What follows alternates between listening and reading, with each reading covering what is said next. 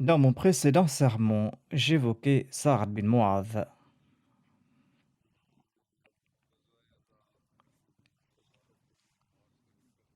Dans son ouvrage Sirat Khatamun Nabiyyin, Hazrat Mirza Bashir Ahmad Saab écrit à propos de Sa'd bin Mu'adh et de la bataille d'Al-Ahzab.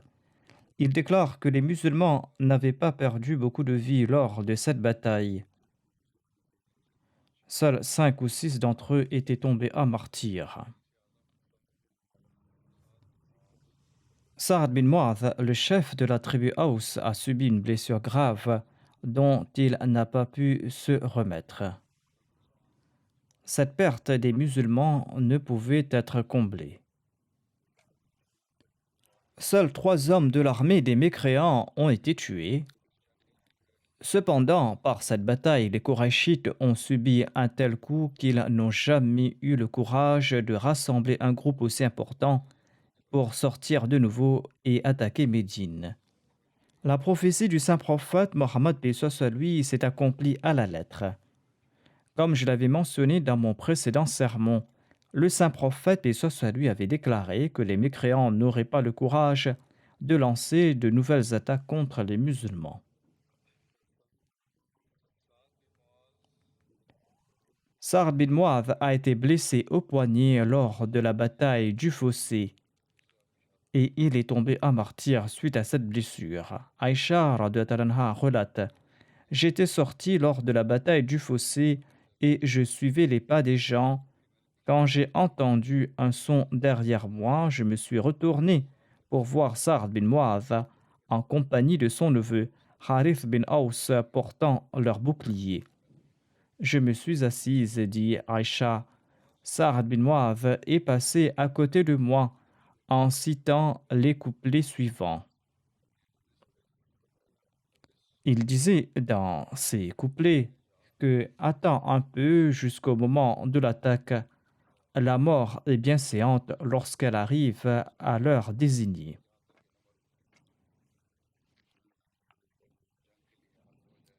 Il déclare donc attends un peu jusqu'au moment de l'attaque. La mort est bien séante lorsqu'elle arrive à l'heure désignée.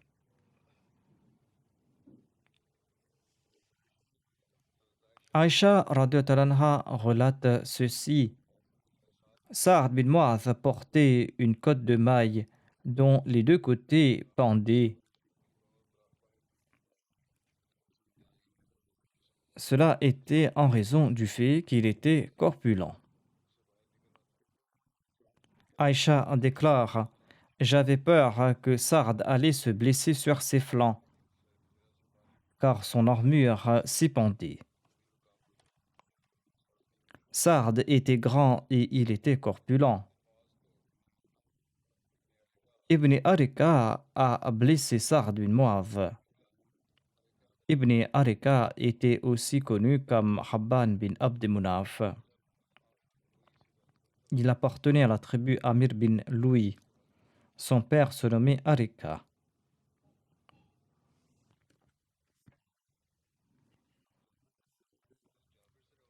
Jabir radhiyallahu anhu relate: Une flèche a blessé Sa'd bin Mu'adh à la veine du bras. Le saint prophète Mohammed paix soit sur lui a retiré la pointe de la flèche avec ses mains.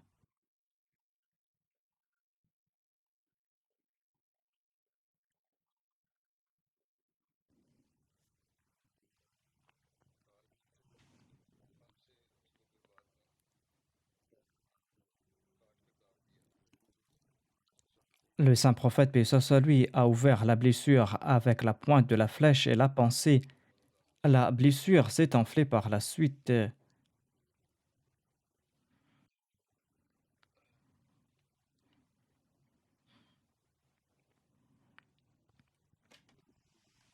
Le saint prophète paix soit sur lui a ouvert la blessure avec la pointe de la flèche et l'a pansée. Aïcha radhiyallahu anha relate: Ibn Arika a frappé Sa'd bin Mu'adh avec une flèche en disant: Prends cela, je suis le fils d'Arika. Sa'd a reçu cette flèche à la veine du bras après avoir été blessé. Sa'd a prié: Ô Allah, ne me donne pas la mort tant que tu ne m'accordes pas satisfaction concernant les Banu Qurayza. Aïcha radhiyallahu anha relate Sa'd était blessé le jour de la bataille du fossé. Habban bin Arika, un des Korachites, l'a frappé au poignet avec une flèche. Le saint prophète, paix soit sur lui, a fait placer une tente pour lui dans la mosquée afin qu'il soit proche de lui pour qu'il puisse le visiter aisément. Aïcha radhiyallahu anha relate la blessure de Sa'd avait commencé à sécher et à guérir. Il a prié: Ô Allah, tu sais que le djihad contre ce peuple qui a rejeté ton prophète et qui l'a expulsé est l'œuvre que j'aime le plus. Ô Allah, je pense que tu as mis fin à la guerre entre nous et les Korachites. Si d'autres batailles contre les Korachites auront lieu, maintiens-moi vivant, afin que je puisse les combattre et afin que je puisse accomplir le djihad contre eux dans ta voie. Mais si tu as mis fin à la guerre entre nous et les Korachites, comme je l'ai compris, eh bien ouvre ma veine et fais que cette blessure soit la cause de mon martyre. Aïcha radhiyallahu anha ajoute: la blessure s'est rouverte la nuit même et il a saigné. Les Banu Ghafar logés dans des tentes dans la mosquée Nabawi. Ils étaient tout apeurés en voyant le sang couler. Les gens ont demandé: ô vous dans les tentes, d'où vient ce sang coulant vers nous de votre côté? C'est là que l'on a constaté que la blessure de Saad saignait et il en est décédé. Ibn Abbas radhiyallahu anhu relate: quand Saad a commencé à saigner, le saint prophète, paix soit sur lui, est parti le voir et le saint prophète l'a cramponné. Le sang enduisait le visage et la barbe du saint prophète, paix soit sur lui. Autant les gens tentaient de protéger le saint prophète, paix soit sur lui, du sang de Saad, autant le saint prophète, paix soit sur lui, s'approchait de lui jusqu'au moment où il a rendu l'âme. Selon un autre récit, quand la blessure de Saad s'est ouverte et que le saint prophète, paix soit sur lui, l'a su, eh bien, il s'est rendu auprès de lui et il a posé sa tête sur ses cuisses et il l'a couvert d'un drap blanc. Ensuite, le saint prophète, paix soit sur lui, a prié pour lui. Il a prié: ô Allah, Saad a accompli le djihad dans ta voie. Il a témoigné de la véridicité de ton prophète et il a assumé ses responsabilités. Accueille son âme avec la bienséance que tu réserves aux âmes. Saad était toujours conscient lorsque le saint prophète, paix soit sur lui, prononçait ces paroles, quoiqu'il était proche de la mort. Il a ouvert les yeux. Lorsqu'il a entendu ces paroles, il a déclaré: ô prophète d'Allah, que la paix soit sur vous. Je témoigne que vous êtes le prophète d'Allah. Les proches de Saad étaient tout inquiets lorsqu'ils ont vu la tête de Saad sur les cuisses du saint prophète Mohammed, paix soit sur lui. On a mentionné au saint prophète Mohammed, paix soit sur lui, le fait que les proches de Saad étaient inquiets lorsqu'ils ont vu la tête de Saad sur ses cuisses.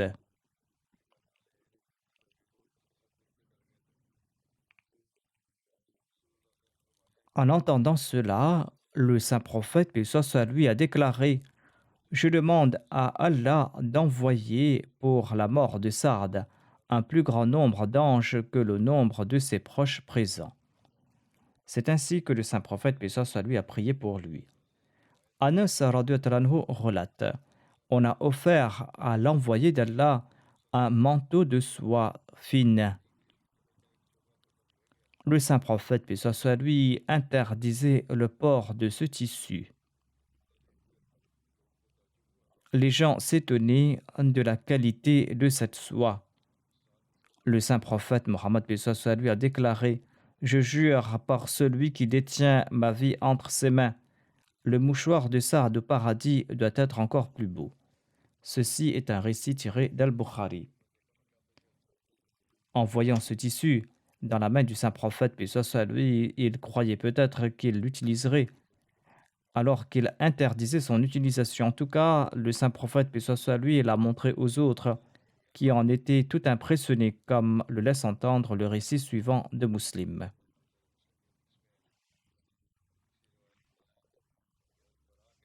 Bara relate: On a offert un manteau de soie en cadeau au saint prophète Mohammed, paix soit lui.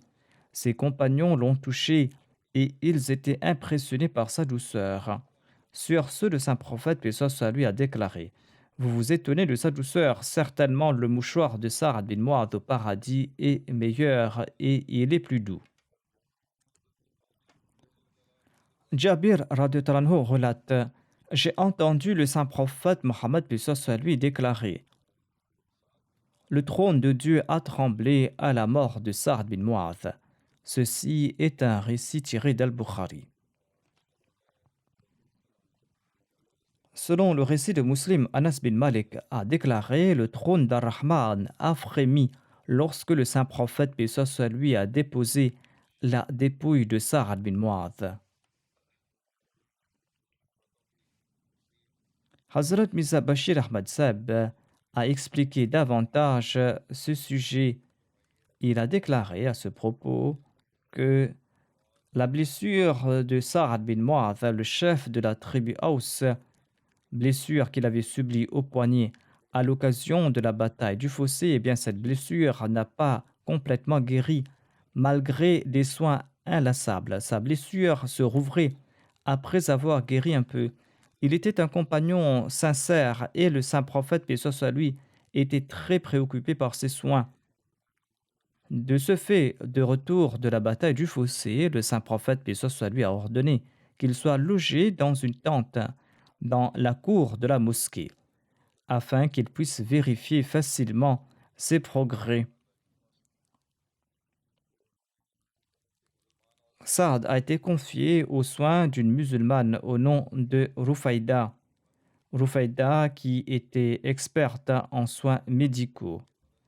On l'avait placé dans une tente située dans la cour de la mosquée et réservée aux musulmans blessés. Cependant, malgré cette attention particulière, l'état de Saad ne s'est pas amélioré et l'incident des Banu Qurayza a eu lieu au cours de cette période et il a dû endurer de l'inconfort et une fatigue extrême et son état s'est aggravé et il s'est affaibli davantage. Au cours de ces mêmes jours, une nuit, Saad a prié avec une grande émotion. Il a prié en ces termes: Ô mon Seigneur, tu connais très bien le désir intense dans mon cœur de participer au djihad pour défendre ta religion contre ce peuple qui a rejeté ton messager et qui l'a expulsé de sa patrie. Il a prié: Ô mon Seigneur, ô mon Maître, je constate que la guerre a pris fin entre les Korachites et nous-mêmes. Cependant, si selon toi d'autres conflits sont à venir, eh bien accorde-moi du répit pour accomplir le djihad contre eux. Mais si le combat en prit fin, eh bien je ne désire plus vivre, laisse-moi mourir en martyr. On raconte que la même nuit, la blessure de Saad s'est rouverte. Il a perdu beaucoup de sang, du sang qui coulait même hors de la tente. Lorsque les gens se sont précipités dans la tente, tout inquiets, la situation de Saad s'était détériorée et il est décédé dans cet état. Le saint prophète Mohammed, paix soit lui, était profondément attristé par la disparition de Saad. Sans aucun doute, compte tenu des circonstances de cette époque, le décès de Saad était une perte irremplaçable pour les musulmans. Saad jouissait presque du même statut parmi les Ansar qu'Abu Bakr as-Siddiq parmi les Muhajirin. Sa sincérité, son sacrifice, son service de l'islam, son amour pour le saint prophète Mohammed, paix soit lui, était d'un niveau élevé, un niveau qu'avaient atteint très peu de gens. Chacune de ces actions prouvait que l'amour pour l'islam et l'amour pour le fondateur de l'islam était la nourriture de son âme. Puisqu'il était le chef de sa tribu, son exemple a eu une influence très profonde et une influence pratique sur les Ansar. Il était naturel que le saint prophète Mohammed paix soit lui se sente attristé par la disparition d'un fils spirituel aussi digne. Cependant, le saint prophète paix soit lui a fait montre d'une grande patience et il s'est incliné devant la volonté divine avec obéissance et soumission. Lorsque le cortège funèbre de Saad a été conduit au cimetière, en raison de son amour, sa mère âgée s'est lamentée sur son sort d'une voix un peu forte. Dans son élégie, selon la coutume de l'époque, elle a mentionné diverses qualités de Saad. Lorsque le saint prophète, paix soit lui, a entendu cette lamentation, bien qu'il n'approuvait pas cette coutume, il a déclaré: les femmes qui se lamentent mentent souvent, mais tous les propos de la mère de Saad sont vrais. C'est-à-dire que toutes les qualités attribuées à Saad sont vraies. Ensuite, le saint prophète, paix soit lui, a dirigé sa prière funéraire et il a accompagné le cortège pour l'enterrement. Le saint prophète, paix soit lui, est resté là-bas jusqu'à la fin de l'enterrement et il est finalement revenu après avoir prié sur la tombe. C'est peut-être à cette époque que le saint prophète, paix soit lui, aurait dit: à la mort de Saad, le trône d'Ar-Rahman a frémi. Selon les autres récits, il est dit que le trône de Dieu tremblait. Mais ici, Hazrat Mirza Bashir Ahmad Sahib commente que le trône de Dieu a frémi de joie, c'est-à-dire que la miséricorde de Dieu a accueilli avec joie l'âme de Saad dans l'au-delà. Plus tard, lorsque le saint prophète, paix soit lui, a reçu quelques morceaux de soie en cadeau, eh bien, ses compagnons étaient impressionnés par sa douceur et ils le disaient extraordinaire. Le saint prophète, paix soit lui, a répondu: vous vous émerveillez de la douceur de cette soie. Par Dieu, les manteaux de Saad au paradis sont beaucoup plus doux et sont beaucoup plus précieux que ceux-ci. Dans les hadiths de Bukhari et de Muslim, on trouve mention de mouchoirs. Ici, Hazrat Mirza Bashir Ahmad Sahib a traduit cela par manteau. En tout cas, en arabe, l'on trouve mention de tissu.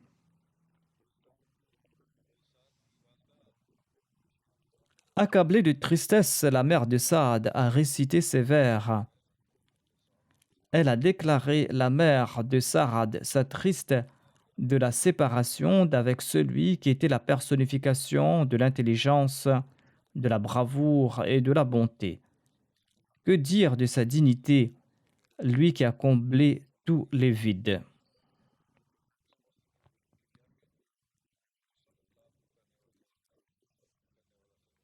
Sur ce, le saint prophète Mohammed paix soit sur lui a commenté: toutes celles qui se lamentent mentent, hormis la mère de Saad. C'est-à-dire toutes celles qui se lamentent sur la mort de quelqu'un sont des menteuses, hormis la mère de Saad. Ce récit est tiré de Tabakat al-Kubra. Saad était corpulent. Quand on portait sa dépouille, les hypocrites ont déclaré qu'ils n'ont jamais vu de dépouille aussi légère que la sienne. Ils ont ajouté qu'il en fut ainsi en raison de son traitement des Banu Qurayda, c'est-à-dire qu'ils le critiquaient. Lorsqu'on en a informé le saint prophète Mohammed paix soit lui, il a déclaré: je jure par celui qui détient ma vie entre ses mains. La dépouille de Saad était légère parce que des anges le portaient. Selon un autre récit, le saint prophète paix soit lui a déclaré que 70 000 anges étaient présents pour l'enterrement de Saad. Autant d'anges n'étaient jamais descendus sur terre jusqu'à ce jour, a-t-il ajouté. Aïcha relate: j'ai vu le saint prophète paix soit lui marcher à l'avant du cortège funèbre de Saad. Abu Saïd Khudri relate: j'étais de ceux qui avaient creusé la tombe de Saad dans la Jannatul Baqi. En creusant sa tombe, À chaque fois qu'on enlevait de la terre, on sentait le parfum du musc jusqu'à arriver au fond. Une fois la tombe creusée, le saint prophète, paix soit sur lui, s'est présenté et on a déposé la dépouille de Saad à côté de la tombe. L'envoyé d'Allah a ensuite dirigé la prière funéraire et le rapporteur déclare que le cimetière Jannatul Baqi était bondé de monde. Abdurrahman bin Jabir relate de son père. Il déclare que Harith bin Aus, Usaid bin Hudayr, Abu Nayla Silqan bin Salama et Salma bin Salama bin Bakhsh étaient descendus dans la tombe de Sa'd.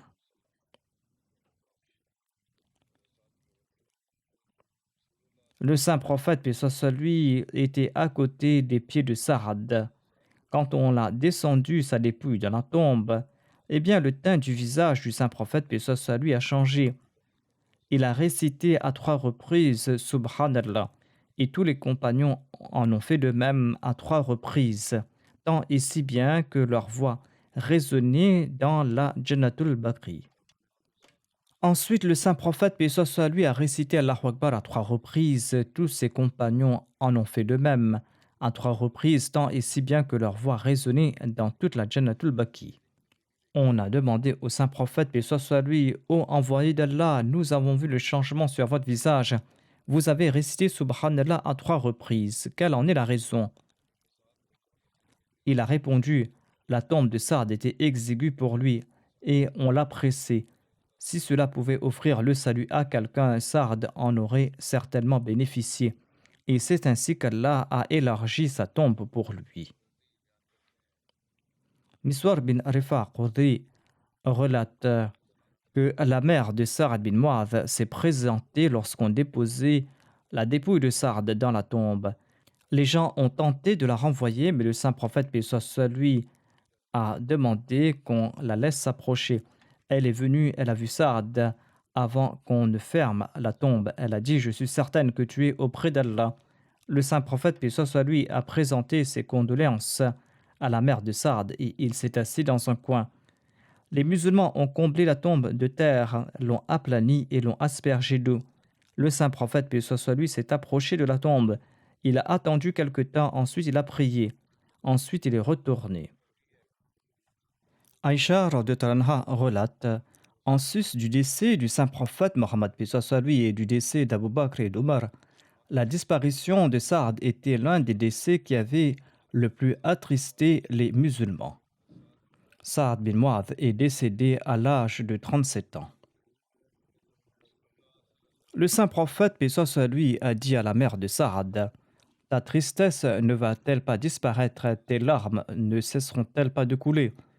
Ton fils est le premier en faveur duquel Allah a souri et pour qui le trône de Dieu a frémi. En retournant de l'enterrement de Sa'd, les larmes coulaient sur la barbe du saint prophète Mohammed paix soit sur lui. Sa'd a déclaré, je suis certes faible.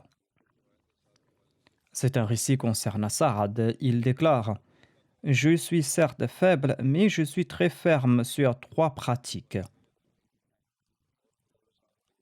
Premièrement, j'accepte comme vérité toute parole que j'entends du saint prophète Mohammed sallallahu alayhi wa sallam.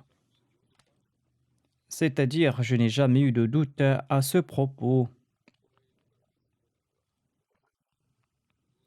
Deuxièmement, au cours de la Salat, je ne me concentre sur rien d'autre que la prière, et ce jusqu'à la fin.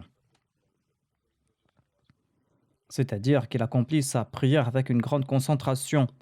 Troisièmement, lors de chaque enterrement, je me plaçais à la place du défunt et je réfléchissais sur les questions qu'on lui posait et les réponses qu'il donnait, comme si c'était moi qu'on interrogeait.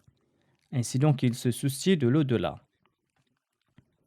Aïcha radhiyallahu anha relate, hormis le saint prophète paix soit sur lui, 3 individus appartenant tous au Banu Abdel Hachal étaient les plus estimés parmi les musulmans.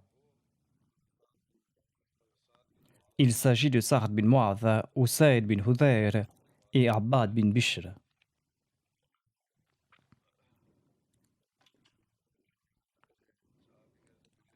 Le prochain compagnon que j'évoquerai se nomme Sa'ad bin Abi Waqqas. Abu Ishaq était son nom d'emprunt. Son père se nommait Malik bin Uhayb. Selon certains récits, il se nommait Malik bin Uhayb. Il était plus connu par son nom d'emprunt Abu Waqqas. Et c'est pour cette raison que ce compagnon était nommé Sa'ad bin Abi Waqqas. Sa mère se nommait Hamna bint Sufyan.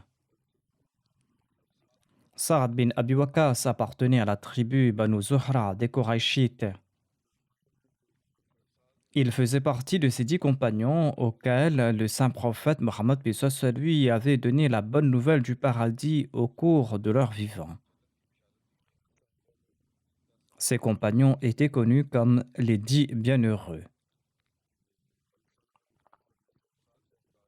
Et Sa'ad bin Abi Waqqas était celui qui était décédé en dernier parmi eux.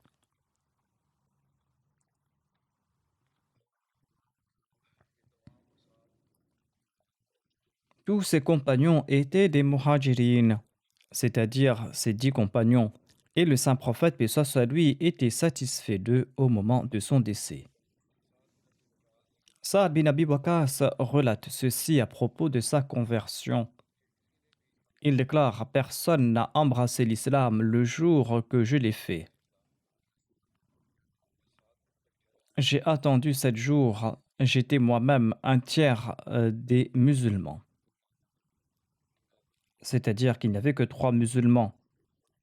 Et il a ajouté: j'étais musulman avant que la salat ne soit rendue obligatoire.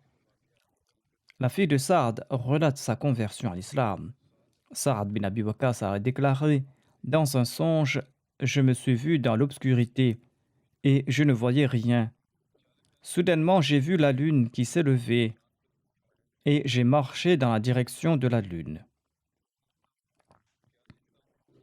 Et j'ai vu que Sa'ad bin Harith, Ali et Abu Bakr me devançaient vers la lune. Je leur ai demandé quand ils étaient arrivés là. Ils m'ont répondu qu'ils venaient d'arriver.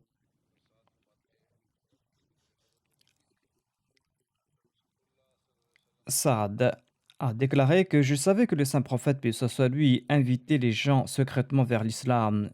Et j'ai rencontré le saint prophète, paix soit lui, dans la vallée d'Adjirat. Adjirat est un lieu contigu au mont Safa à la Mecque.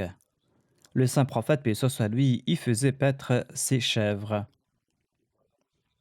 Je suis arrivé au moment où le saint prophète, paix soit lui, terminait sa prière d'Asr et je suis devenu musulman en lui prêtant allégeance.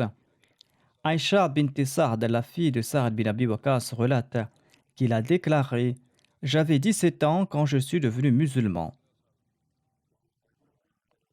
Selon d'autres récits, il avait 19 ans lorsqu'il est devenu musulman. Abu Bakr avait prêché le message de l'islam à 5 individus au tout début, et ils étaient parmi les premiers musulmans et les compagnons les plus illustres. Le troisième d'entre eux était Sa'ad bin Abi Waqqas. Ceci est tiré de la Sirat Khatamun Nabiyyin.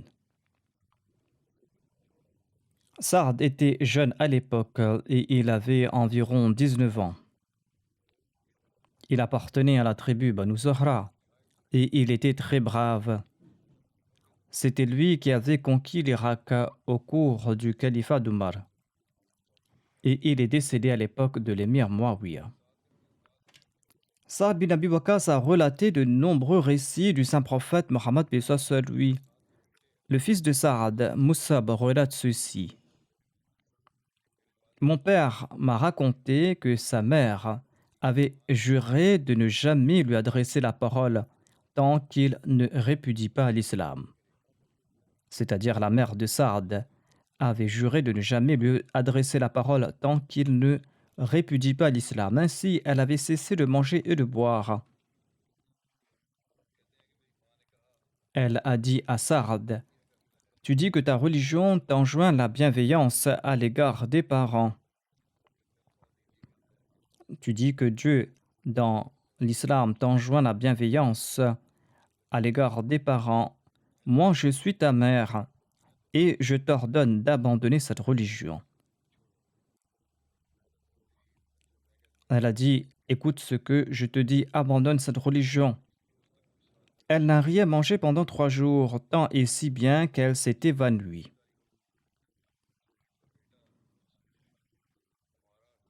Son fils Umara lui a donné de l'eau à boire. Et lorsqu'elle a repris connaissance, elle a commencé à maudire Sarad. Sur ce, Allah a révélé ce verset dans le Saint-Coran.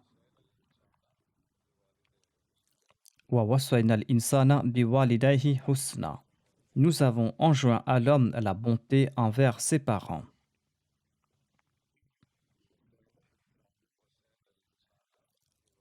Wa waswayna al-insana biwalidayhi husna.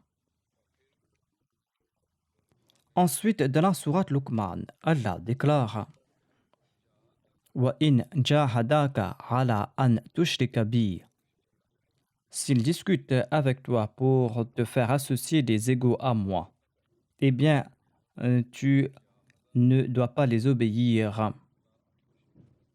Wa in jahadaka ala an tushrika bi. S'ils discutent avec toi pour te faire associer des égaux à moi, eh bien, ne leur obéis pas. Et il est dit aussi, Wa sahibhuma fid dunya ma'rufa. Mais sois un compagnon pour eux dans ce monde de façon convenable.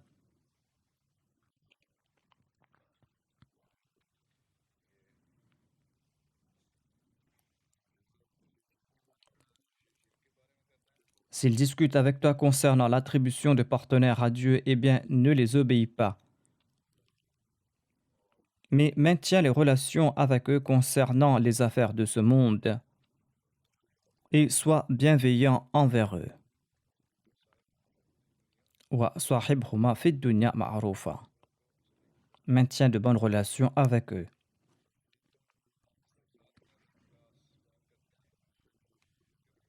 Le premier récit était tiré de Muslim. Selon la Sira, Sa'ad bin Abi Waqqas relate qu'il aimait beaucoup sa mère. Et sa mère lui a dit lorsqu'il a embrassé l'islam, Ô Saad, quelle est cette religion que tu as acceptée? Abandonne cette religion, sinon je cesserai de manger et de boire, et ce jusqu'à mourir. Saad lui a répondu, Ô ma mère, ne fais pas cela. Ô ma mère, ne fais pas cela, car je n'abandonnerai pas ma religion. Elle n'a rien mangé pendant un jour et une nuit. Son état s'était détérioré. Et je lui ai dit, par Allah, si tu possèdes 1000 vies et que tu perds chacune d'entre elles, même en ce cas, je n'abandonnerai pas ma religion. Quand sa mère a vu sa détermination, elle a commencé à manger et à boire. Sur ce, elle a révélé ce verset. Wa in jahadaka ala an tushrika bi ma laysa laka bihi ilm. Fala tuti'huma wa sahibhuma fid dunya ma'rufa. Et s'ils discutent avec toi pour te faire associer des égaux à moi, ce dont tu n'as aucune connaissance, eh bien ne leur obéis pas.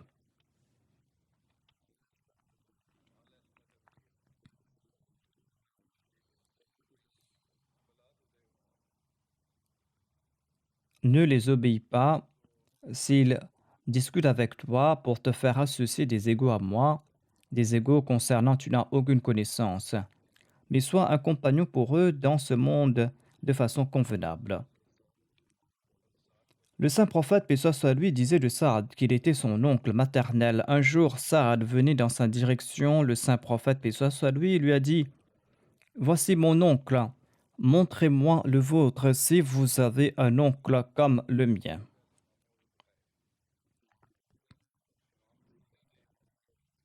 L'imam Tirmidhi explique que la mère du saint prophète, paix soit sur lui, appartenait à la tribu Banu Zuhra. Sa'ad bin Abi Waqqas appartenait à la même tribu Banu Zuhra. Abu Huraira radhiyallahu anhu relate que le saint prophète, paix soit sur lui, était sur le mont Hira. Lorsque celui-ci a tremblé, sur ce, le saint prophète a déclaré: Ô Hira, cesse de trembler. Hormis un Nabi, un Siddiq et Shahid, il n'y a personne d'autre sur toi.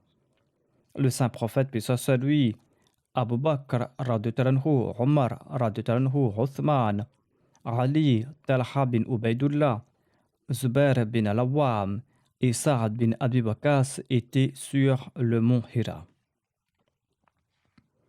Ce récit est tiré du recueil de Muslim. Au début de l'islam, les musulmans priaient en cachette. Un jour, les polythéistes ont vu Saad prier secrètement avec d'autres compagnons et ces polythéistes se sont moqués d'eux et ils ont critiqué leur religion tant et si bien qu'ils ont commencé à se battre entre eux.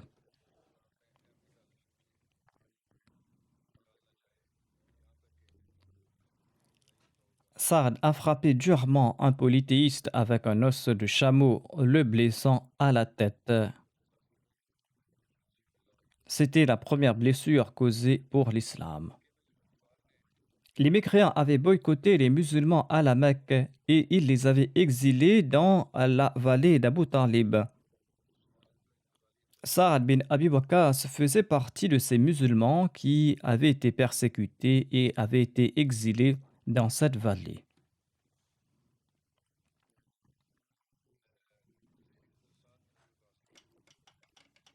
Hazrat Saibzada Mirza Bashir Ahmad Saab en fait mention dans son ouvrage Sirat Khatamun Nabiyyin.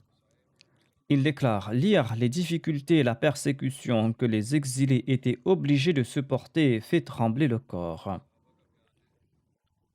Les compagnons du saint prophète, paix soit lui, racontent que parfois ils ont survécu en mangeant les feuilles des arbres sauvages comme des animaux. Saad bin Abi Waqqas déclare qu'une fois pendant la nuit, son pied a écrasé quelque chose qui semblait humide et mou. C'était peut-être un morceau de dattes. Il avait tellement faim qu'il l'a immédiatement pris et l'a avalé. Il déclare que jusqu'à ce jour, il ignorait ce qu'il avait mangé cette nuit-là. À une autre occasion, en raison d'une faim extrême, il a trouvé un morceau de peau sèche sur le sol. Il l'a pris, il l'a adouci et il l'a nettoyé avec de l'eau. Ensuite, il l'a cuit et l'a mangé. Il a passé 3 jours dans cet état d'hospitalité divine.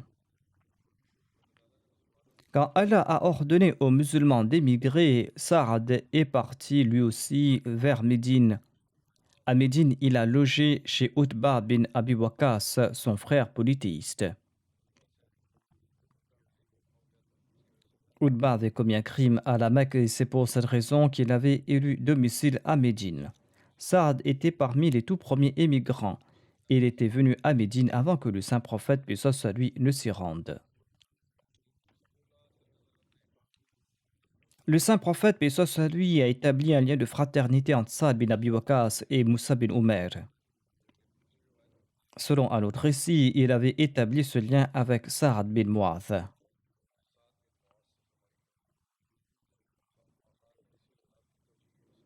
Une explication sur cette différence est présentée par Maulana Ghulam Ali Saif. Il déclare que le saint prophète, paix soit lui, avait établi ce lien avec Moussa bin Omer à la Mecque et il avait établi ce lien de fraternité entre Saad bin Mu'adh et Saad bin Abi Waqqas à Médine. Saad bin Abi Waqqas faisait partie des cavaliers courageux de parmi les Korachites. Il était parmi les compagnons qui assuraient la sécurité du saint prophète, paix soit lui, et qui le protégeaient lors des batailles. Selon Abu Ishaq, 4 compagnons du saint prophète, paix soit lui, étaient des féroces attaquants. Il s'agit d'Omar, Ali, de Zubair et de Saad. Après l'émigration à Médine, les musulmans vivaient dans la peur d'une attaque de la part des mécréants. C'est la raison pour laquelle les musulmans passaient des nuits blanches au tout début à Médine. Le saint prophète, paix soit lui, en faisait de même. Aïcha radhiyallahu anha relate à ce propos. Une nuit après son arrivée à Médine, le saint prophète, paix soit lui, n'a pas pu s'endormir.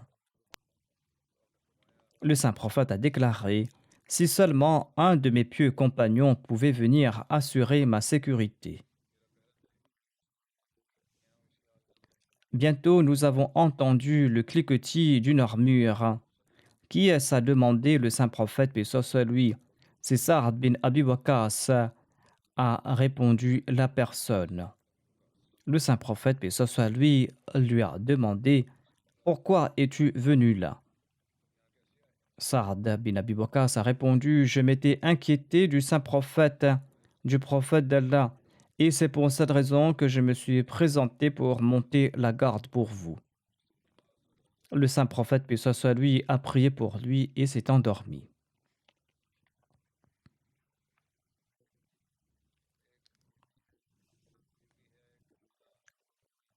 Les recueils de Bukhari et de Muslim n'évoquent pas les prières du saint prophète, paix soit lui, mais dans les récits de Saad compilés par l'imam Tirmidhi, Qais, le fils de Saad, relate ceci. Il déclare: Le saint prophète, paix soit lui, avait prié pour lui. Ô Allah, exauce la prière de Saad lorsqu'il t'implore. Ô Allah, exauce les prières de Saad lorsqu'il t'implore. Dans Ikmal fi Asma il-Rijal, il est dit que le saint prophète, paix soit lui, avait ainsi prié pour lui. Ô Allah, fais que ces flèches atteignent leur cible et exauce ses prières. C'est en raison de ces supplications du saint prophète Mohammed, paix soit lui, que Saad était connu pour l'exaucement de ses prières. En effet, ses prières étaient promptement exaucées. Une personne avait menti à son sujet et il a prié contre lui. Ô Allah, s'il ment à mon sujet, fais-lui perdre la vue, accorde-lui une longue vie et fais-lui passer par des épreuves. Et cette personne a été frappée de tous ses malheurs. Qais bin Abi Hazim relate ceci. J'étais dans le marché de Médine quand j'ai vu une foule entourant un individu monté sur un animal et cet individu insultait Ali. Saad bin Abi Waqqas s'est présenté sur les lieux et il a demandé: Que se passe-t-il? On lui a dit que cette personne insultait Ali. Saad s'est avancé et on lui a fait un passage. Il s'est mis devant cet individu et il lui a demandé: Pourquoi insultes-tu Ali? N'était-il pas le premier à embrasser l'islam? N'était-il pas le premier à accomplir la salat en compagnie du saint prophète, paix soit lui? N'est-il pas le plus muttaki parmi les gens? Et n'est-il pas le plus savant? Saad a continué à énumérer ses qualités jusqu'à dire: Le saint prophète, paix soit lui, ne lui avait-il pas donné la main de sa fille pour en faire son gendre? N'était-il pas celui qui portait l'étendard lors des batailles aux côtés du saint prophète, paix soit lui? Le rapporteur a ajouté: Saad s'est ensuite tourné vers la Qibla. Il a levé ses mains pour supplier: Ô Allah, s'il a insulté l'un de tes amis, c'est-à-dire Ali, eh bien manifeste un signe de ta puissance avant que cette assemblée ne se disperse. Ce récit est de Mustadrik. Le rapporteur Qais a ajouté: Je jure au nom d'Allah, avant même que nous ayons eu le temps de nous disperser, la monture de cette personne l'a projetée au sol et a écrasé sa tête contre la pierre et l'a tué.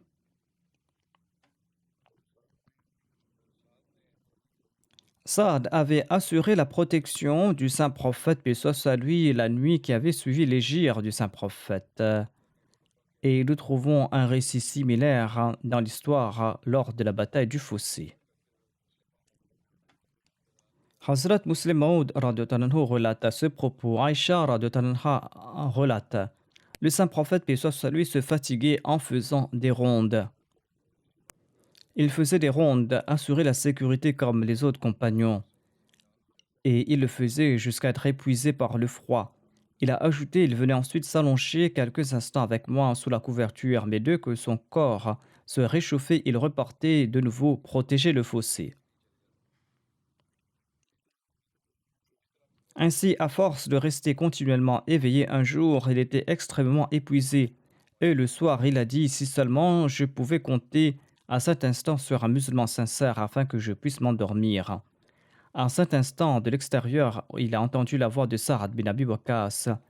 Il lui a demandé pourquoi est-il venu là. Sa'ad a répondu, je suis venu assurer votre sécurité. Le prophète a déclaré, je n'ai pas besoin de protection, rends-toi à cet endroit où l'un des bords de la tranchée s'est affaissé et assure la sécurité là-bas afin que les musulmans soient à l'abri. Saad est parti là-bas pour assurer la sécurité et le saint prophète a pu s'endormir. J'évoquerai d'autres récits sur Saad bin Abi Waqqas la prochaine fois, Inch'Allah. Aujourd'hui aussi, je dirigerai 2 ou 3 prières funéraires à l'absence des dépouilles. La première personne est Abdussamir Khan Kadgari qui est décédé le 6 juillet dernier à Rabwa. Inna lillahi wa inna ilayhi raji'un. Il était né en 1937 à Qadian. Son père Abdurrahim Kadgari faisait partie des anciens serviteurs de la communauté. Son grand-père Hazrat Chaudhry Abdussalam Khan Kadgari avait eu l'opportunité de faire la bayra sur la main du Messie premier d'Islam en 1903. Il était donc un compagnon du Messie premier d'Islam.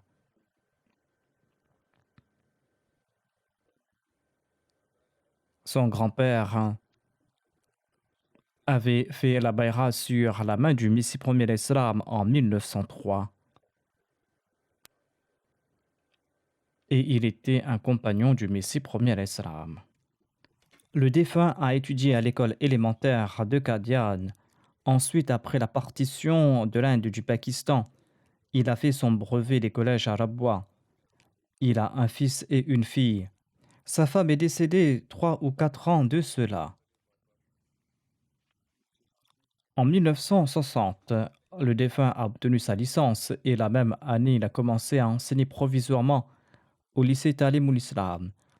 En 62, il a obtenu son diplôme de licence en enseignement et il a été nommé enseignant titulaire. En 69, il a obtenu son diplôme de master en enseignement de l'université du Punjab et il a été nommé enseignant senior. En 72, il a été nommé directeur de la Talim Islam à Rabwa. Ce lycée a été nationalisé en 1970, suite à quoi il a été muté. Le lycée a été nationalisé et l'État l'a transféré dans une autre de ses écoles.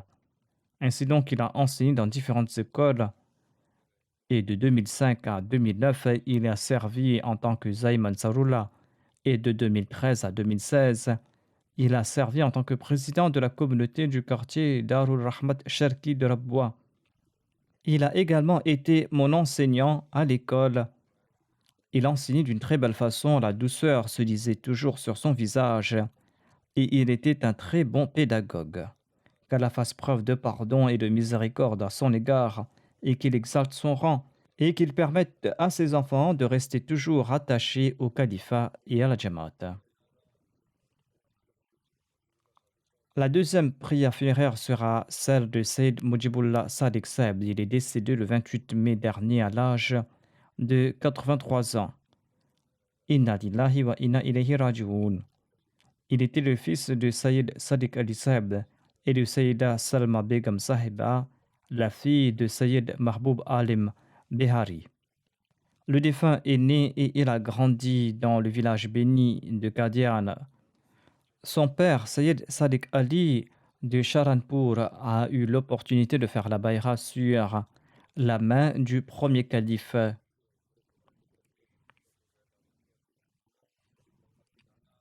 Suite à la partition le 19 septembre 1947, son grand-père maternel, Hazrat Sayyid Mahboub Alam du Bihar, a été la cible d'une balle d'un opposant à Qadian et il est tombé en martyr.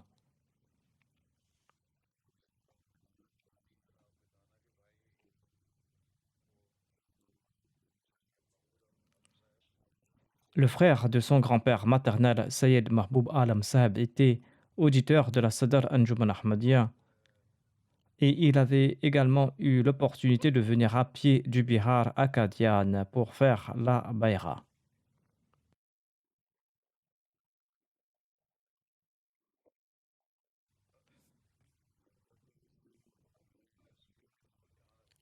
Le défunt résidait ici au Royaume-Uni et il a servi en tant que président de la Jamaat d'Huddersfield.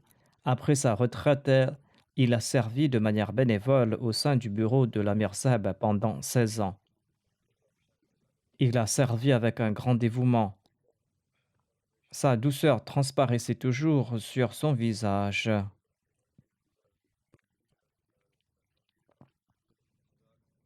Il appréciait l'humour et il travaillait avec une grande attention. Il n'était un fardeau pour personne et il n'était source d'inquiétude pour personne. Il essayait aussi de faire les tâches des autres autant que possible. Il s'est marié en 1968 à Rabwa avec Aïcha Sadiq, fille de Babou Mohamed Alam, ancien chef de gare à la retraite. L'épouse du défunt avait également servi à Rabwa dans différents départements de la Lajna. Le défunt laisse derrière lui deux fils et deux filles. Son fils, le docteur Kalimullah Sadiq Saeb, travaille bénévolement pour la MTA. Par la grâce d'Allah, le défunt était régulier dans ses prières de Tahajjud. Il a eu l'occasion d'accomplir l'Umrah alors qu'il avait une douleur importante au genou.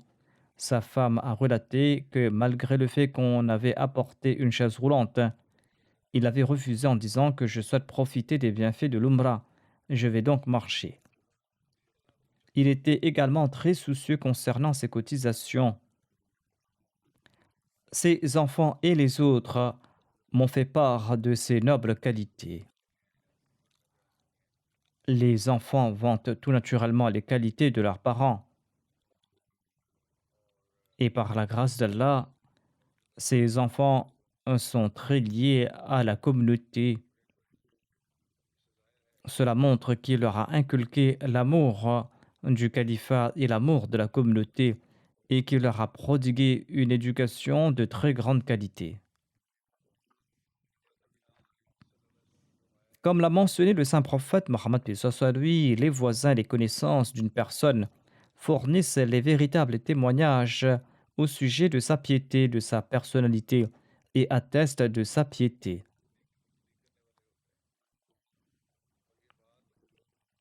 Cela se confirme pleinement dans le cas de Mujibullah Sadiq Saeb. Il servait ses voisins qui n'étaient pas musulmans et il demandait également à ses enfants de les servir. Ses voisins étaient très tristes en apprenant son décès. De même, tous ses collègues de bureau ont fait mention de sa bonne humeur, de sa passion, de la passion avec laquelle il travaillait, de son sérieux, ainsi que de sa volonté de servir ses collègues.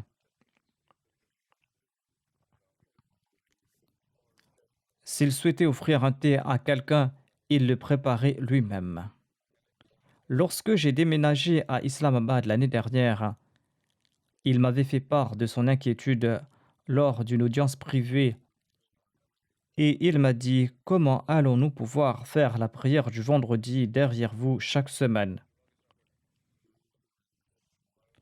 Je l'avais rassuré en lui disant que la majorité des sermons se feront à la Bayt al-Futur et lorsqu'ils auront lieu à Islamabad, il pourra s'y rendre. En entendant cela, son visage s'est illuminé. Suite à l'émigration du quatrième calife, il avait acheté une maison tout près de la mosquée Fazal afin que ses enfants soient près de la mosquée, tandis qu'il se rendait sur son lieu de travail qui se situait à 1 heure de route. Il le faisait afin que ses enfants soient attachés à la mosquée. C'était son unique inquiétude. Il se demandait comment faire la prière du vendredi derrière le calife si le calife va partir loin. En tout cas, il était très sincère, il était pieux. Il a toujours fait preuve de fidélité et il a également inculqué cela à ses enfants. Qu'Allah lui accorde son pardon et sa miséricorde, qu'il exalte son rang et que ses enfants soient toujours rattachés au califat et à la Jamaat comme il le souhaitait, même bien plus que ce qu'il espérait. Qu'Allah accorde sa protection à son épouse et qu'il lui accorde la tranquillité et la paix. Le troisième défunt est notre serviteur de longue date, Rana Naïmuddin Saheb, qui fut emprisonné pour la cause d'Allah. Je l'avais déjà mentionné, mais je ne l'avais pas inclus dans les prières funéraires du vendredi dernier. Sa prière funéraire sera incluse dans celle que je vais diriger après la prière de Juma, Inch'Allah. Qu'Allah fasse preuve de pardon et de miséricorde à l'égard de toutes ces personnes.